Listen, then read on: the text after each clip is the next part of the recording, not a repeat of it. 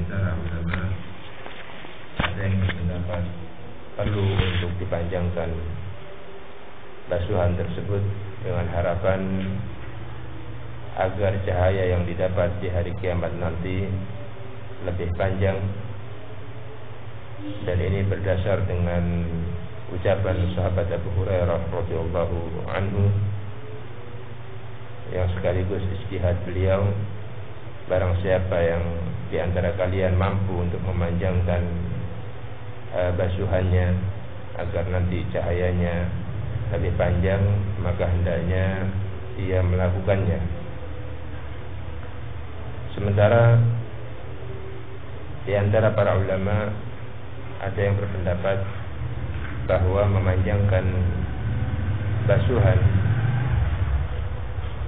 melebihi apa yang telah ditetapkan oleh Allah Subhanahu wa taala dan Rasulnya tidak perlu dilakukan, karena sebaik-baik contoh adalah apa yang dikandung di dalam Al-Qur'anul Karim, apa yang dilakukan oleh Rasulullah sallallahu alaihi wasallam dan apa yang dilakukan oleh para sahabat Rasulullah sallallahu alaihi wasallam, terkhusus para perawi hadis dari kalangan sahabat tentang sifat wudu Nabi selain sahabat Abu Hurairah radhiyallahu anhu majma'in.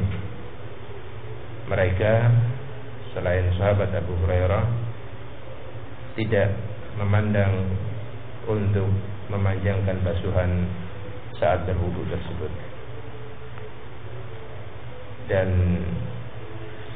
dalam pertemuan yang lalu sempat pula kita sebutkan pendapat yang nampaknya lebih kuat ditinjau dari berbagai dasar hukum yang ada, yaitu pendapat kedua yang menyebutkan tidak perlunya untuk memanjangkan basuhan dalam berwudu melebihi batasan-batasan yang telah ditetapkan oleh Allah Subhanahu wa taala dan Rasulnya. Ikhwani fiddin rahimani wa rahimakumullah, dalam kesempatan ini insyaallah kita akan memasuki pembahasan hadis yang ke-11, dan disebutkan di dalam kitab Taysirul Alam Bil Bassam di bawah bab khusus, yaitu bab dukhulul khala'i wal istitabah. Bab dukhulul khala', masuk ke dalam al-khala'. Al-khala' makna asalnya adalah tempat kosong. Tempat kosong yang biasa digunakan untuk buang hajat, terutama di zaman dahulu, di mana fasilitas untuk buang hajat itu sangat minim. Mereka menjadikan sahra, khususnya di negeri Arab, padang pasir, sebagai tempat untuk buang hajatnya. Dan di kita pun di pedesaan-pedesaan yang jauh dari sungai dan fasilitas minim, tidak jarang mereka yang menjadikan kebun di sisi tertentunya sebagai tempat untuk buang hajat. Ini makna asal dari al-khala', yaitu tempat yang kosong, tempat yang sunyi, yang memang disiapkan untuk buang hajat. Buang hajat di sini baik itu terkait dengan buang air besar ataupun buang air kecil. Kemudian dengan berkembangnya waktu dan fasilitas semakin terpenuhi, maka al-khala' juga bermakna WC. Bisa bermakna kamar mandi atau WC yang memang disiapkan untuk buang hajat.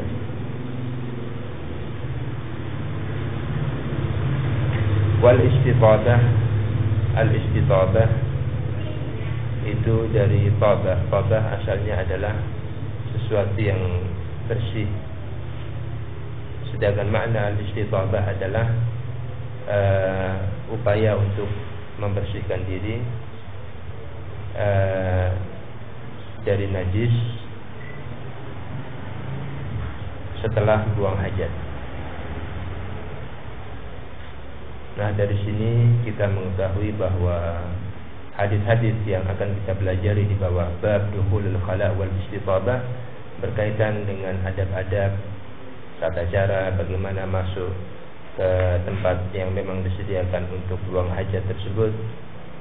Kemudian bagaimana adab-adab saat melakukan proses buang hajat, bagaimana juga adab atau tata cara membersihkan diri dari najasah, dari hal-hal yang najis sifatnya, baik itu terkait dengan buang air besar atau buang air kecil. Demikian juga beberapa adab terkait dengan bagaimana seseorang keluar dari tempat buang hajatnya itu.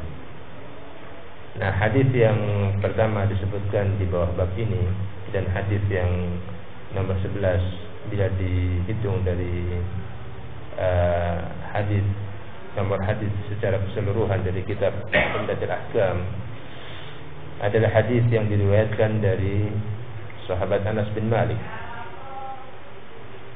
Al-hadithul hadi ashar عن أنس بن مالك رضي الله عنه أن النبي صلى الله عليه وسلم كان إذا دخل الخلاء قال اللهم إني أعوذ بك من الخبث والخبائث. Bisa juga dibaca Allahumma inni a'udzu bika minal khubthi wal khaba'ith.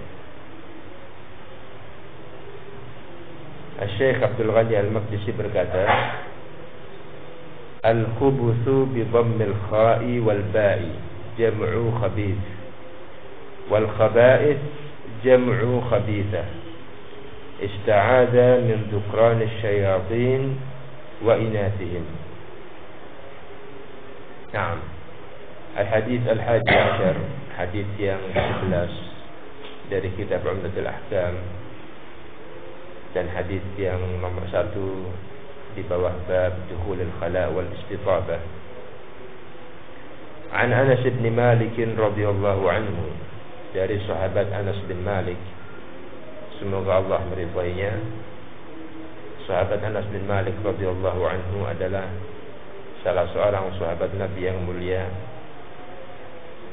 Ketika Nabi sallallahu alaihi wasallam hijrah ke kota Madinah,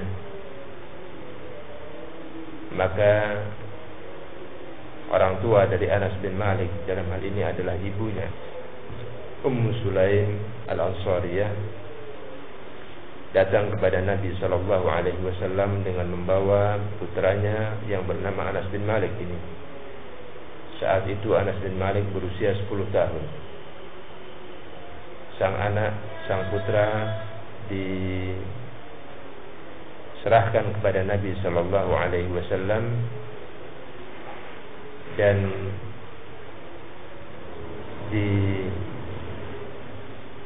dalam rangka untuk membantu kebutuhan Nabi sallallahu alaihi wasallam.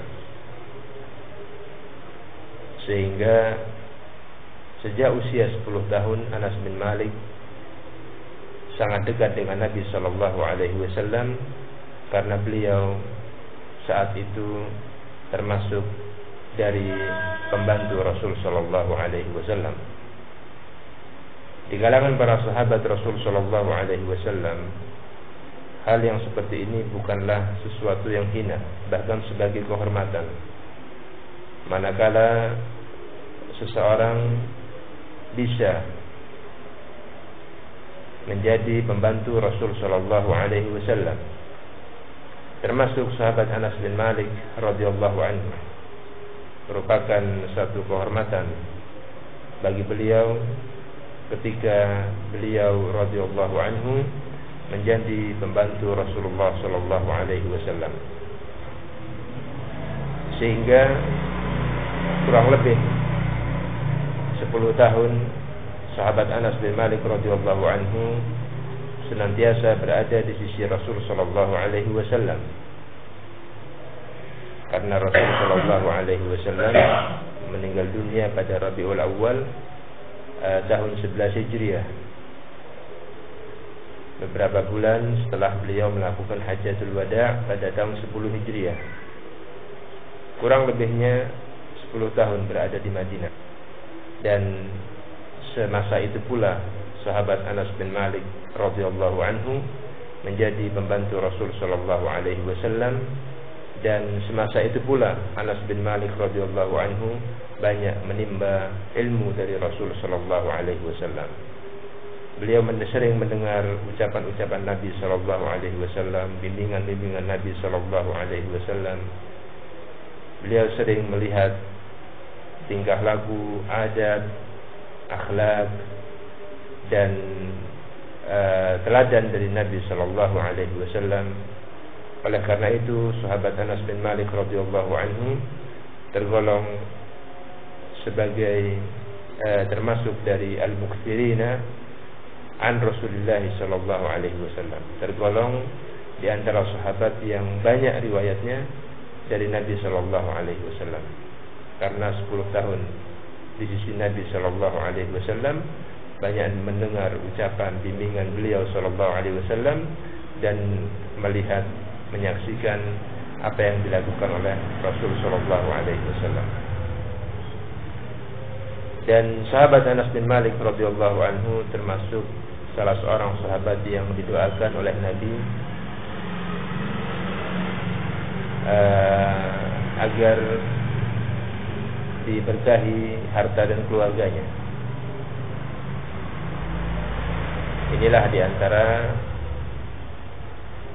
keutamaan ketika dekat dengan Nabi sallallahu alaihi wasallam atau dekat dengan orang-orang saleh, manakala doa yang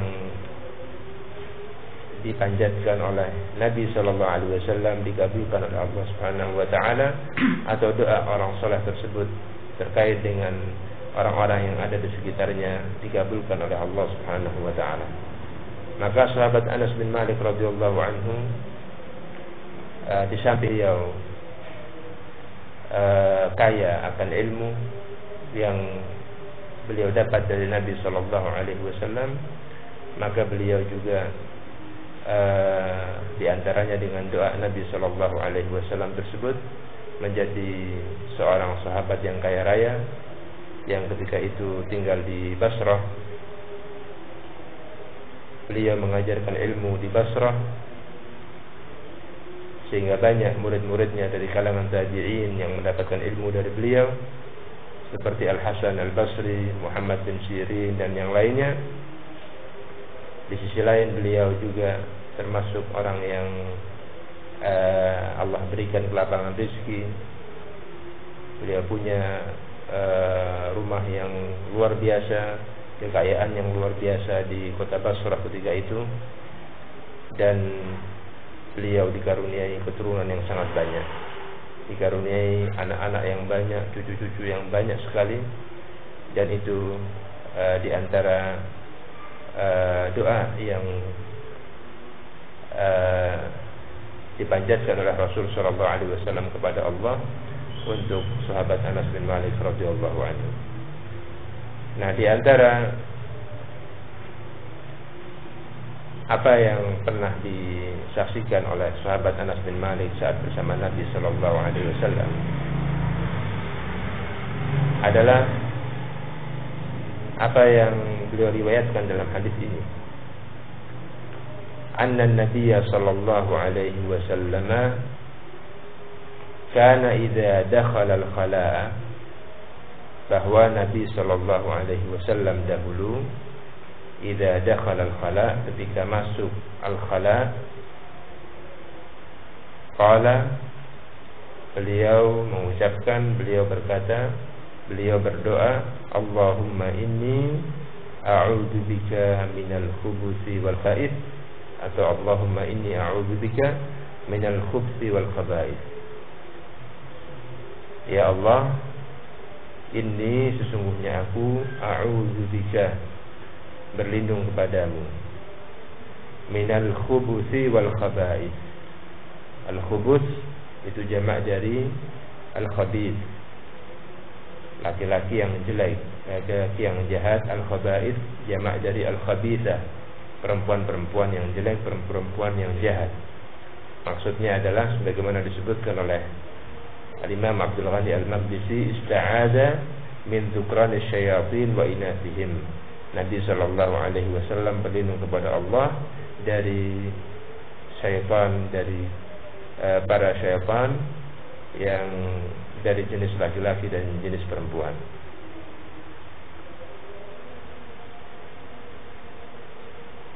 Ini dengan huruf kha dan ba-nya berharokat dhammah, khubuthi wal khaba'ith.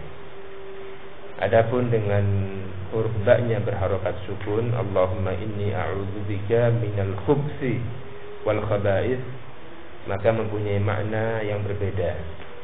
Ya Allah, sesungguhnya aku berlindung kepadamu minal khubthi, dari al-khubth. Al-khubth itu artinya kejahatan, kejelekan, keburukan, dan tercakup, yang mencakup semua jenis kejahatan atau keburukan atau kejelekan.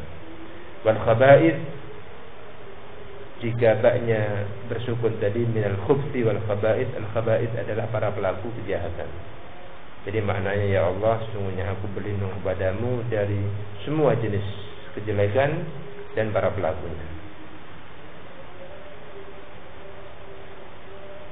Naam, ikhwani fiddin rahimani wa rahimakumullah.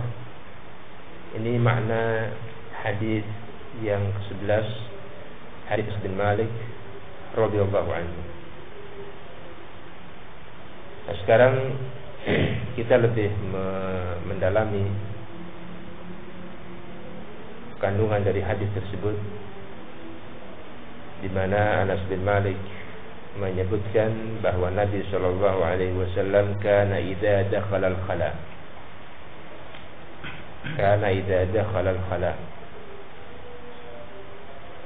dalam bahasa Arab kita mengetahui bahwa kata kerja predikat itu ada yang, atau fi'il itu ada yang madhi, ada yang mudhari'. Madhi itu artinya yang telah lalu, mudhari' itu artinya yang sedang dilakukan atau akan dilakukan. Nah, kalau kita lihat di sini, idza dakhala al-khala, idza dakhala al-khala, jika dakhala ini fi'il madhi yang artinya telah masuk. Jika telah masuk khala, maka mengucapkan Allahumma inni a'udzubika minal khubthi wal khaba'ith. Nah, bagaimana sesungguhnya makna yang sebenarnya? Maka kita katakan bahwa dalam permasalahan ini ada dua penjelasan, dan dua penjelasan ini terkait dengan dua makna al-khala yang tadi telah kita sebutkan di awal pembahasan. Al-khala sebagaimana yang disebutkan tadi, pada asalnya maknanya adalah tempat yang kosong, tanah lapang, baik itu padang pasir, kebun atau yang semisalnya, yang biasa digunakan untuk buang hajat. Ini makna yang pertama. Makna yang kedua adalah WC atau kamar mandi yang memang biasa disiapkan untuk buang hajat.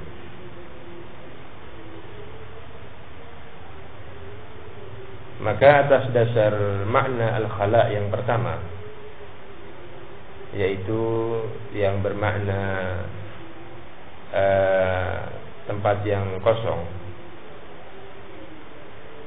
apakah itu padang pasir ataukah itu kebun atau yang semisalnya,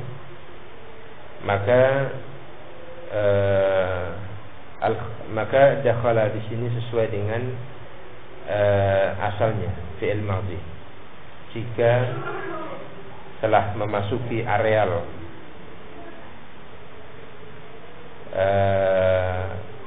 tanah kosong yang memang disiapkan untuk buang hajat, maka Nabi Shallallahu Alaihi Wasallam mengucapkan Allahumma inni a'udzubika minal khubuthi wal khaba'ith atau minal khubuthi wal khaba'ith. Karena kita tahu yang namanya padang pasir misalnya, atau kebun-kebunan yang luas, maka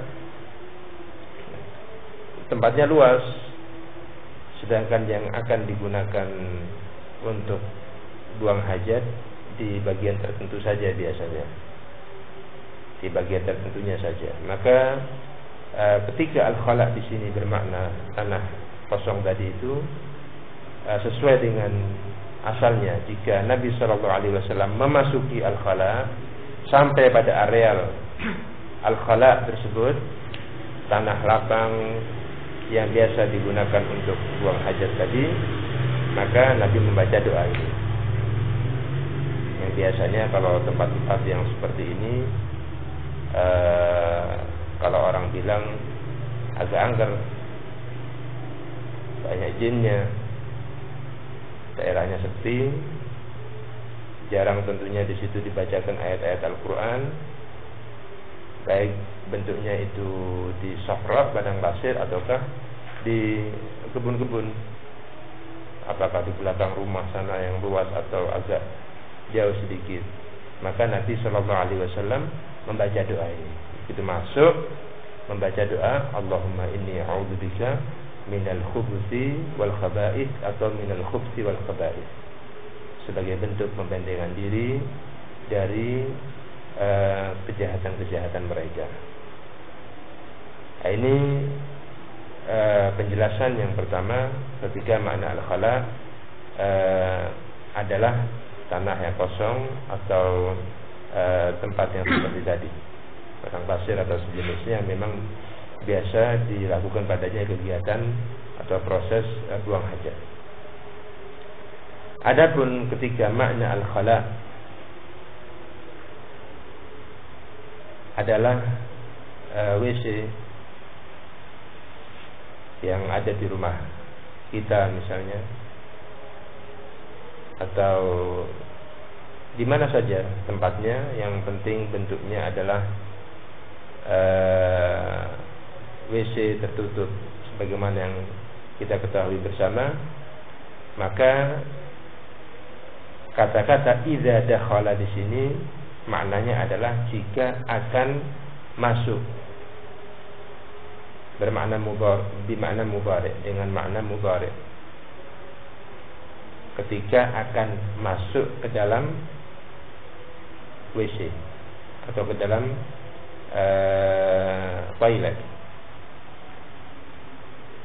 maka membaca Allahumma inni a'udzubika minal khubuthi wal khaba'ith atau minal khubuthi wal khaba'ith. Apakah ada dasarnya? Ya, ada dasarnya. Dasar yang pertama, bahwa pemaknaan yang seperti ini, pengertian yang seperti ini ada di dalam Al-Quranul Karim. Ketika fi'il mudhari didahului dengan idza, maka mempunyai makna sebelum, bisa bermakna sebelum kegiatan itu dilakukan. Contohnya apa? Contohnya firman Allah Subhanahu wa taala dalam surat An-Nahl ayat 98, "Fa idza qara'tal Qur'ana fasta'iz billahi minasyaitonir rajim." Fa idza qara'tal Qur'ana. Kalau kita perhatikan fa idza, maka jika, qara'ta ini fi'il madhi. Kalau diartikan secara harfiah, secara letterlek, jika kamu telah membaca, jika kamu telah membaca Al-Quran, fasta'iz billahi minasyaitonir rajim, maka hendaknya kamu berlindung kepada Allah dari godaan syaitan yang terkutuk. Maka tidak seperti itu yang dimaukan di dalam syariat ini. Yang dimaukan adalah ketika akan membaca Al-Quran, diperintah untuk membaca a'udzubillahi minasyaitonir rajim. Bukan ketika selesai membaca Al-Quran baru kemudian mengucapkan a'udzubillahi minasyaitonirrajim. Ini yang pertama di antara dasarnya. Dasar yang kedua sebagaimana ayat wudu. Ayat wudu dalam surat Al-Maidah, ya ayyuhalladzina amanu idza qumtum ilas sholati faghsilu wujuhakum, dan seterusnya. Wahai orang-orang yang beriman, idza qumtum, jika kalian qumtum, secara letterlek ini fi'il madhi. Idza qumtum, jika kalian telah selesai salat, faghsilu wujuhakum, maka basuhlah wajah kalian, mengerjakan wudu. Maka ini tidak sesuai dengan bimbingan Nabi sallallahu alaihi wasallam jika diartikan qumtum ila sholati di sini diartikan telah selesai mengerjakan sholat, karena wudu merupakan syarat sahnya sholat yang harus dikerjakan oleh seseorang yang dalam keadaan tidak suci, dalam keadaan berhadas ketika hendak mengerjakan sholat. Sehingga idza kuntum ila sholati, maknanya jika kalian hendak mengerjakan sholat, maka basuhlah wajah kalian, dan seterusnya untuk mengerjakan wudu. Sehingga dua ayat ini fi'il mudhari yang berada setelah idza, fi'il madhi yang berada setelah idza mempunyai makna mudhari. Dalam tadi surat An-Nahl ayat 98, berarti maknanya jika kamu hendak membaca Al-Quran, maka hendaknya kamu berlindung kepada Allah dari godaan syaitan yang terkutuk. Dalam surat Al-Maidah, jika kalian, wahai orang-orang yang beriman, jika kalian hendak mengerjakan sholat, maka basuhlah wajah kalian, dan seterusnya, yakni mengerjakan wudu. Maka demikian pula di dalam hadis ini, jika al-khala itu bermakna toilet, tempat untuk buang hajat, yang kita telah ketahui bersama, maka makna idza dakhala di sini adalah jika hendak masuk ke dalam toilet, hendaknya mengucapkan Allahumma inni a'udzubika minal khubthi wal khaba'ith atau minal khubuthi wal khaba'ith. Lah memangnya kenapa kok sebelum masuk ke dalam toilet? Iya, karena memang terdapat larangan dari Rasulullah sallallahu alaihi wasallam untuk membaca zikrullah di dalam toilet. Sehingga dibacanya zikrullah tersebut dan doa ini termasuk zikrullah ketika hendak masuk ke dalam toilet tersebut.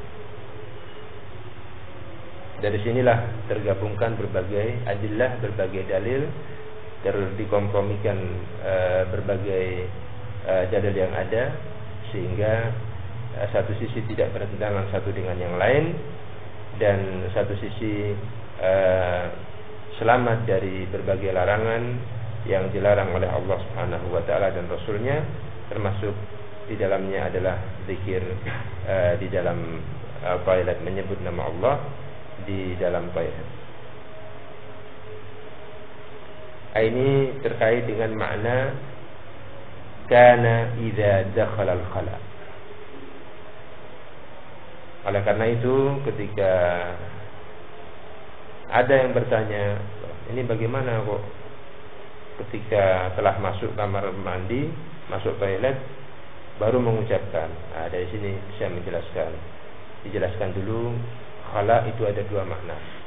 Makna yang pertama demikian, makna yang kedua demikian. Jika makna yang pertama itu adalah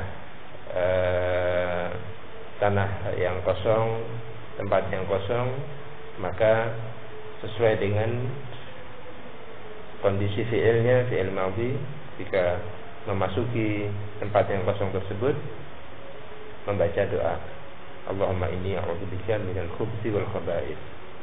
Tetapi jika makna al-khala di sini adalah toilet, maka sebelum masuk ke dalam toilet tersebut, membaca Allahumma inni a'udzubika minal khubuthi wal khaba'ith. Pertama karena tidak boleh membaca zikrullah di dalam toilet. Kemudian yang kedua baru disebutkan contoh dari dua ayat tadi terkait dengan tuntunan sebelum membaca Al-Quran dan tuntunan sebelum mengerjakan salat. Ikhwani fiddin rahimani wa rahimakumullah.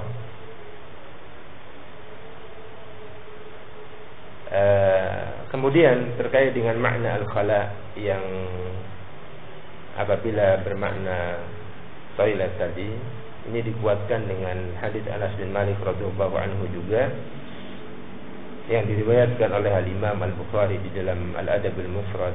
Beliau berkata, "Kana Nabi sallallahu alaihi wasallam idza arada an yadkhul al-khala'a qala Allahumma inni a'udzubika minal khubuthi wal khaba'ith."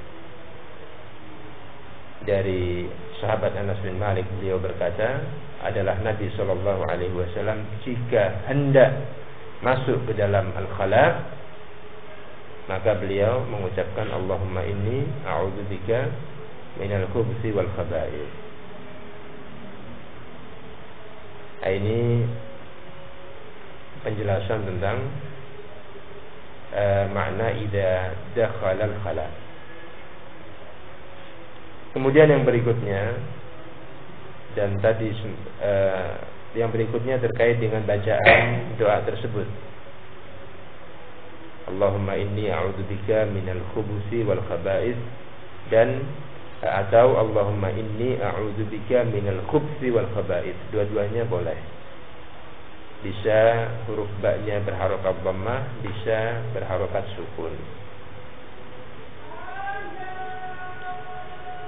Dan sebagaimana tadi telah disinggung bahwa apabila huruf ba-nya berharokat dhammah minal khubuthi, maka artinya para syaitan jenis laki-laki, sedangkan al-khaba'ith para syaitan jenis perempuan. Apa hubungannya dengan proses buang hajat, berlindung dari syaitan? Ya, karena ketika seseorang buang hajat, maka di sana ada beberapa hal yang nanti kaitannya dengan taharah, kaitannya dengan bagaimana membersihkan atau mensucikan diri dari najis tersebut. Maka ketika syaitan dari kalangan jin dan juga dari kalangan jin laki-laki dan wanita perempuan memberikan gangguan-gangguan atau was-was dan semisalnya terkait dengan permasalahan membersihkan diri dari hal-hal yang najis tadi, maka di sini berpengaruh bagi ibadah seseorang. Bentuk gangguannya bisa dalam bentuk berlebihan di dalam membersihkan. Sudah bersih, sudah luar biasa, tetapi merasa masih kurang saja, timbul was-was.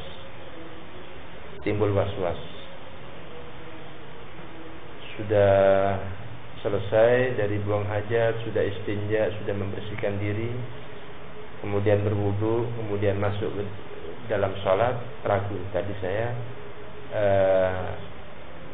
ceboknya tadi, istinjanya tadi sudah bersih atau belum ya? Ragu, was-was.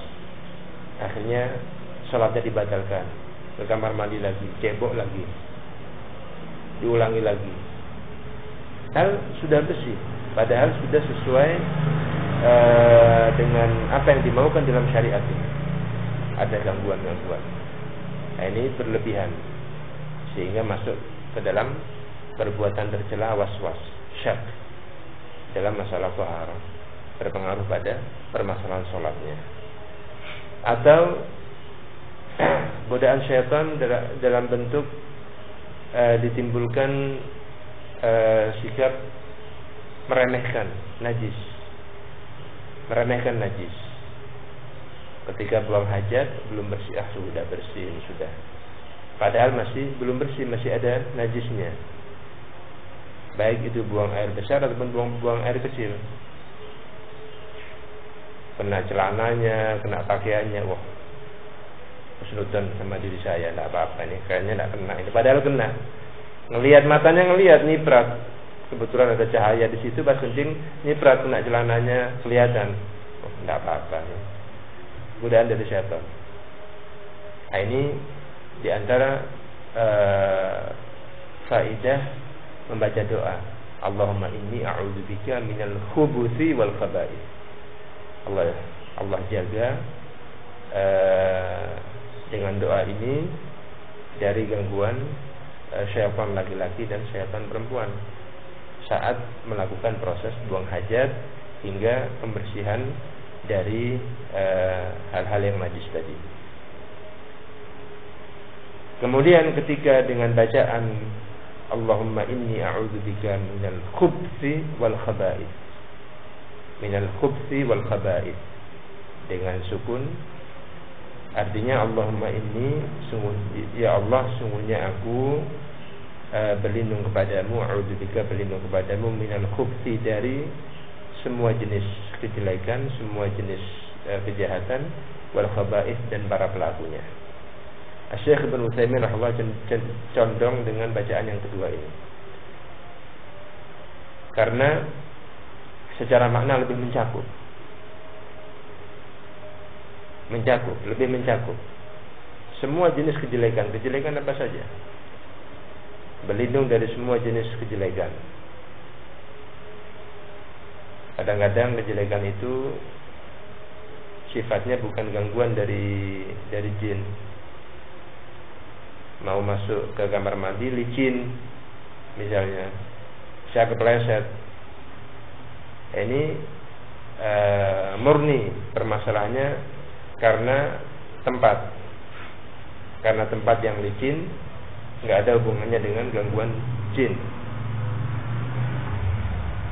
Atau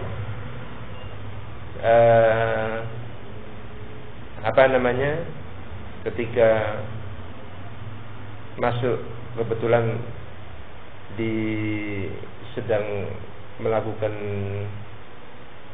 suatu perjalanan misalnya, nggak ada toilet, nggak ada apa, kebetulan kebelet. Nah, dia cari tempat. Sedang buang hajat, tiba-tiba ada ular misalnya. Ini kan termasuk gangguan, termasuk kejahatan, termasuk kejelekan yang menimpa dirinya. Nah, hal-hal yang seperti ini tidak terkandung pada doa yang pertama tadi. Allahumma inni a'udzubika minal khubuthi wal khaba'ith, tidak mengandung kejelekan yang seperti ini jenisnya. Berbeda dengan Allahumma inni a'udzubika minal khubthi wal khaba'ith, ini lebih mencakup. Kejelekan apa saja, semua jenis kejelekan. Baik itu lantainya licin, atau ketika buang hajat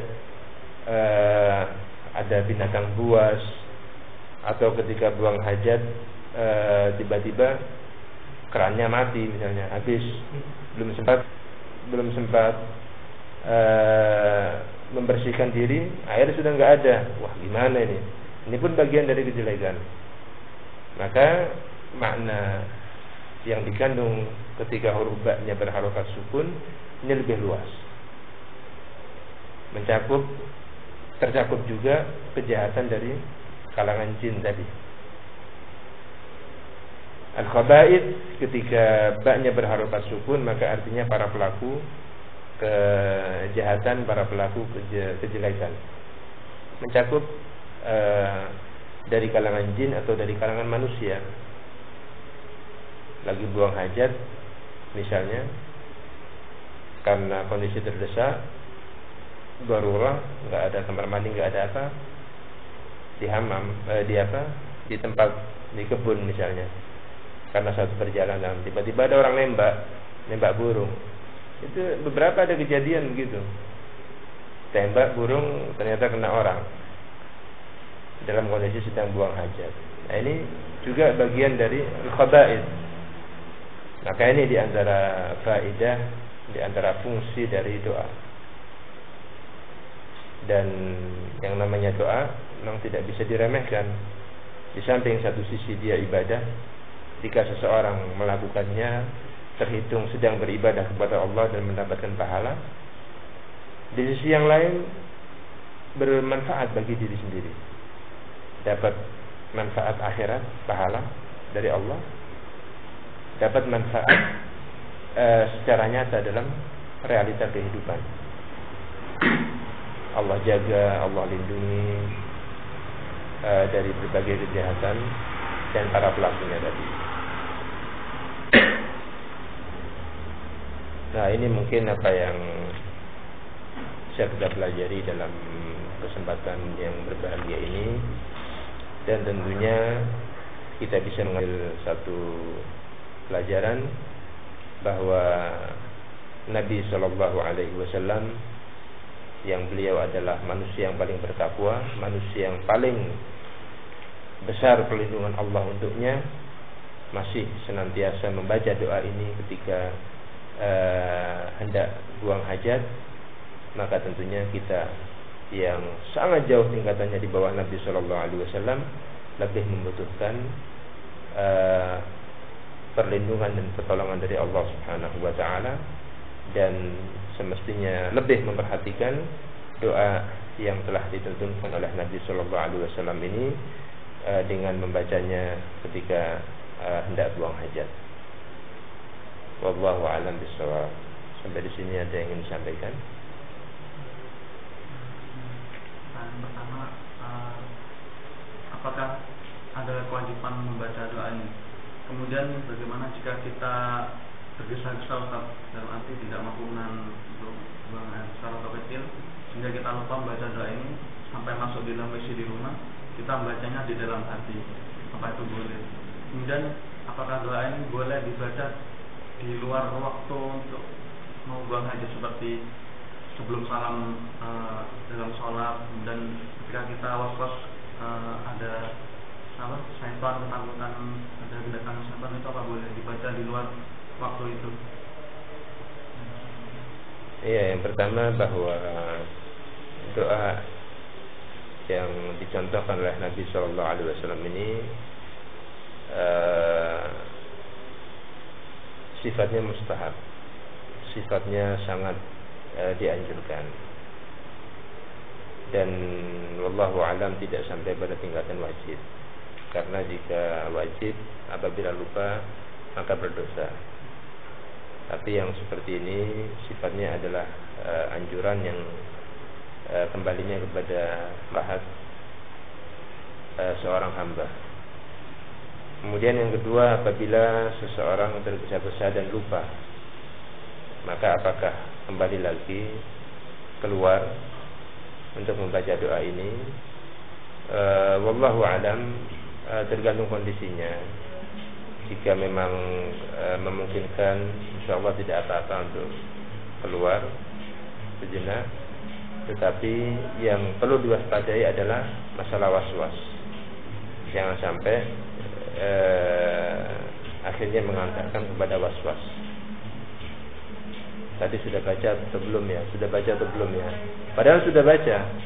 Nah, karena was-was ini akhirnya nanti merembet kepada permasalahan-permasalahan yang lain, yang ujung-ujungnya menghancurkan akidah seseorang. Kemudian yang berikutnya, apakah boleh untuk dibaca selain mau masuk kamar mandi? Maka secara zahir doa ini dikhususkan untuk itu. Adapun perlindungan-perlindungan yang lain, maka itu banyak doa-doa yang lainnya. Doa pagi dan sore itu luar biasa, zikir-zikir pagi dan sore untuk benteng diri, untuk perisai diri. Naam, wallahu a'lam.